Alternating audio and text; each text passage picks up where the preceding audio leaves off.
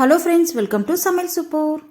வீட்லேயே குழு குழுன்னு குல்ஃபி எப்படி செய்தாங்க பார்க்க போகிறோம். ரொம்ப ஈஸி ஸ்டெப் தான். வீடியோ ஃபுல்லாக ஸ்கிப் பண்ணாமல் பாருங்கள், செய்து பாருங்கள், பர்ஃபெக்டாக வரும். வாங்க இது எப்படி செய்யுதுன்னு பார்க்கலாம். வீடியோக்குள்ளே போகலாம்.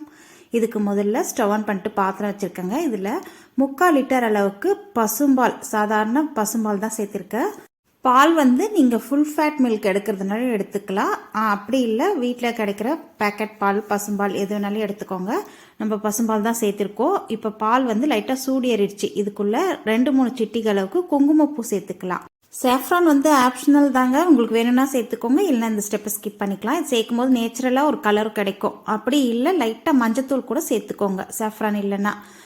இப்போ பாருங்கள், கலந்து விட்டுக்கலாம். பால் நல்லா கொதிச்சு வரட்டும். கொதிக்கிறதுக்குள்ளே நம்ம அடுத்ததாக பாருங்கள், பால் நல்லா சூடு ஏறி கொதிக்க ஆரம்பிச்சிருக்கு. கலர் பாருங்கள், லைட் சேஞ்ச் ஆகிருக்கு. இன்னும் கொதிக்க கொதிக்க நல்லா டார்க் கலராக வந்துடும்.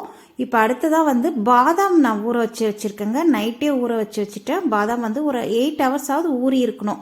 ஊற வச்சு பாதாம் நம்ம சேர்க்கும் போது நல்லா டேஸ்ட்டாக இருக்கும், ஹெல்த்துக்கும் நல்லது. வேணும்னா நீங்கள் இந்த பாதாமில் இருக்கிற தோல் ஸ்கின்னை எடுத்துட்டு நீங்கள் செய்துக்கலாம். நான் இன்றைக்கி ஸ்கின்னோட தான் சேர்த்து செய்ய போகிறேன். ஸ்கின்னு வேணாம், பசங்களுக்கு ஒரு மாதிரி சாப்பிடும் போது வாயில் அகப்படும்னா நீங்கள் தோலெல்லாம் எடுத்துட்டு கூட அரைச்சிக்கலாம். பாருங்கள், தோல் எடுக்கிறதுக்கு ஈஸியாக இருக்கும் ஊற வச்சிருக்கிறதுனால.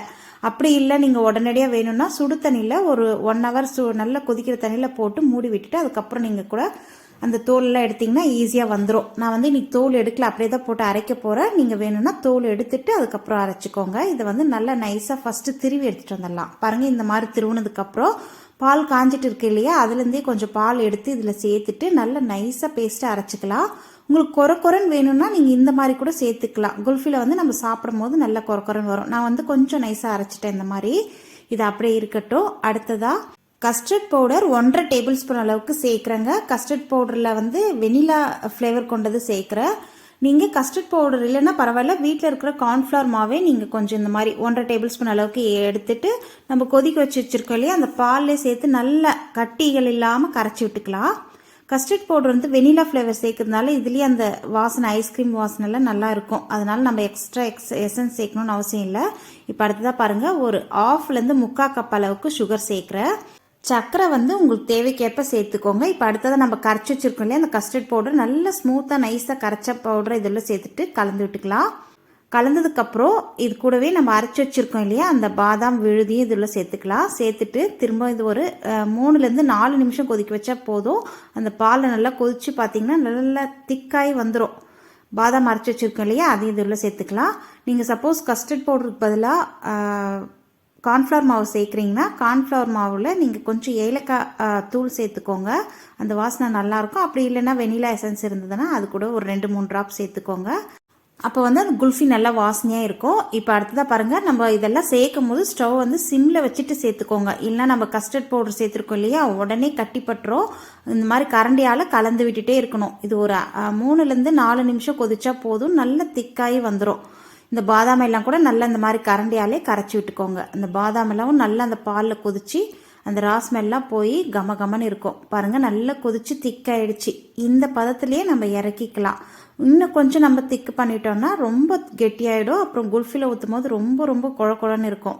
இந்த அளவுக்கு இருக்கும் போதே நம்ம இறக்கிட்டோம்னா அந்த ஆறுனதுக்கப்புறம் பார்த்தீங்கன்னா கரெக்டான கன்சிஸ்டன்சியில் இருக்கும். அதுக்கப்புறம் நம்ம குல்ஃபி மோட்லையோ இல்லை டம்ளர்லையோ சேர்த்து நம்ம ஃப்ரீசரில் வச்சோன்னா குல்ஃபி ரெடி ஆகிடும்.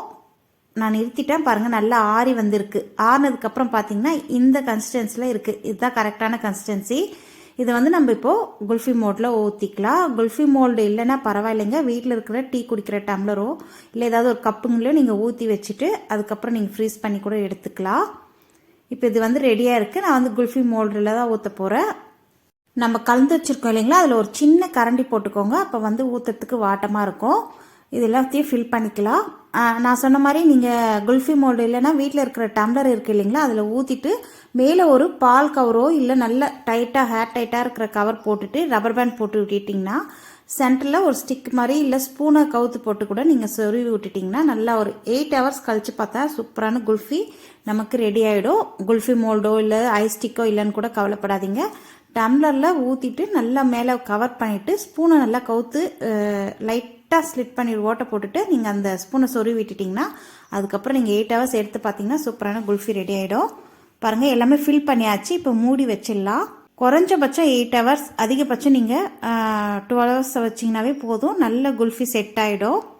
ரொம்ப ரொம்ப ஈஸியான மெத்தடில் வீட்லேயே சூப்பராக செஞ்சிடலாங்க. இந்த குல்ஃபி ரொம்ப நல்லாயிருக்கும் டேஸ்ட்டாக. கண்டிப்பாக இந்த குல்ஃபியை நீங்களும் ட்ரை பண்ணி பாருங்கள். ஒரு 8 ஹவர்ஸ் நான் வச்சு எடுத்துகிட்டு வந்துட்டேன். நல்லா செட் ஆகிருக்குன்னு நினைக்கிறேன். ஓப்பன் பண்ணி பார்க்கலாம். ஃப்ரீசர்லேருந்து எடுத்துன்னு வந்த உடனே நம்ம ஓப்பன் பண்ணக்கூடாது. ஒரு 3-4 நிமிஷம் அப்படியே வச்சுட்டு அதுக்கப்புறம் நீங்கள் எடுத்திங்கன்னா ஈஸியாக வெளியே வந்துடும். பாருங்கள், நல்லா செட் ஆகி வந்திருக்கு. குல்ஃபி சூப்பராக ஃபஸ்ட் கிளாஸாக வந்திருக்கு. சாப்பிட அவ்வளோ நல்லாயிருக்கும். கண்டிப்பாக இந்த ரெசிபியை நீங்களும் வீட்டில் ட்ரை பண்ணி பாருங்கள். இந்த வெயிலுக்கு குழுன்னு வீட்டிலே செய்து கொடுத்தோன்னா குழந்தைங்க ரொம்ப ரொம்ப என்ஜாய் பண்ணி சாப்பிடுவாங்க. இந்த வீடியோ உங்களுக்கு பிடிச்சிருந்தா லைக் பண்ண மறந்துடாதீங்க. நம்ம சேனலை சப்ஸ்கிரைப் பண்ணி வச்சுக்கோங்க. இன்னொரு இன்ட்ரெஸ்டிங்கான ரெசிபியோட சந்திக்கிறேன். நன்றி, வணக்கம்.